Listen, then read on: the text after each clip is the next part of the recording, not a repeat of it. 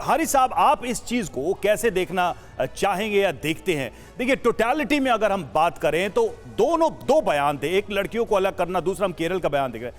क्या सब में कहीं ना कहीं वो मैसेज है, फियर फैक्टर इंक्रीज करने की, कि लोगों के मन में ये भय पैदा करके अपनी लड़कियां बचाओ नहीं तो वो हिंदू हो जाएंगी? एक डाउन द लाइन क्या ये फियर, ये डर घुसाने की कोशिश की जा रही है मुस्लिम समाज के अंदर?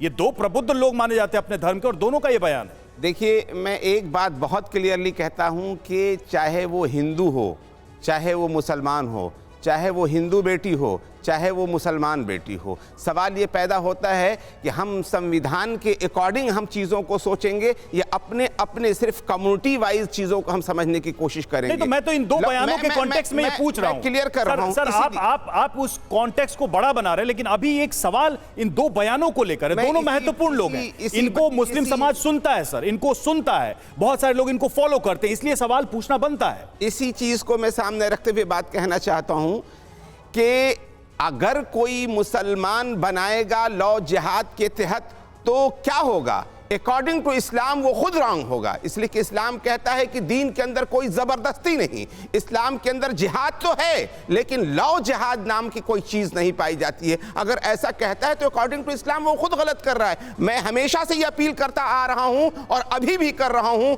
कि चाहे वो हिंदू, इस डर से बच्चियों को अलग पढ़ाएं, मुसलमान बेटी हो चाहे हिंदू बेटी हो, लेकिन उसके साथ कोई भी जबरदस्ती, कोई भी डर बेचने की कोशिश, कानूनी कार्रवाई होनी चाहिए।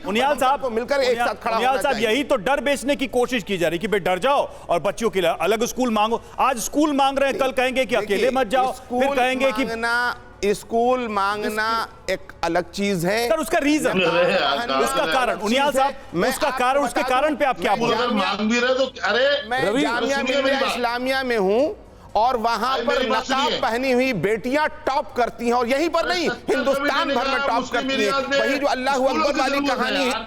ठीक है सर, उनियाल सर, आप रिएक्ट कैसे करना चाहेंगे? जो बेस, जो कारण बताया जा रहा है, अकबर वाली बेटी ने टॉप किया अपने इलाके को। सुन लेते हैं सर, उनियाल साहब को सुन लेते हैं। उनियाल साहब बताइए आप। मुझे लगता है कि discrimination on the basis of gender, gender equality का अधिकार खास तौर से एजुकेशन में, खास तौर से कॉन्स्टिट्यूशन में दिया गया है कि जेंडर के बेसिस पर आप डिस्क्रिमिनेट नहीं कर सकते। ये लॉ ऑफ द लैंड है, कॉन्स्टिट्यूशन है, अंबेडकर जी द्वारा लेड डाउन किया गया। आप किस तरह से, ये बयान अपने आप में कंट्रोवर्शियल है कि आप कहते हो डरा कर कि महिलाओं को, मुस्लिम बच्चियों को 8वीं तक आप जो है। ठीक है, इसी पर नूर अहमद साहब ये बड़ी अहम बात कही है, जो बात कानून में है, जो बात संविधान में है। क्या ये मौलाना जो ऐसा बयान देते हैं वो मौलाना इसको नहीं मानते? कानून संविधान कुछ भी नहीं है उनके लिए। मुझसे पूछा? नहीं, नूर अहमद लग रहा है, आपको ऐसा लग रहा है? नहीं, बयान दिया गया है।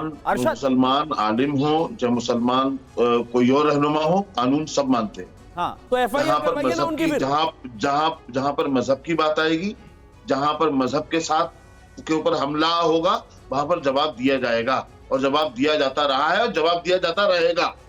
ये नूर अहमद साहब, क्या लड़कियां अगर साथ में पढ़ेंगी लड़कों के तो क्या मजहब पर हमला होगा? क्या हमारा मजहब बालिग लड़कियों को गैर महरम लड़कों के साथ तालीम। सर, हमारा संविधान हर लड़की को लड़के के साथ बराबरी के लिए पढ़ने का अधिकार देता है। सर, हमारा संविधान, हमारा संविधान, आप कह रहे हैं ना हमारा धर्म कह रहे हैं, मैं कह रहा हूं हमारा संविधान ये हक देता है।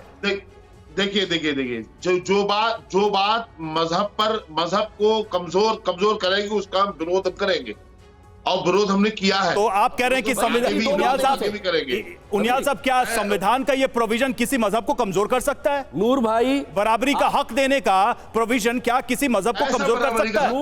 नूर भाई सुनिए, बराबरी का हक कहाँ है? सच्चर कमेटी की रिपोर्ट आप पढ़िए। अरे क्या बात हो रही है?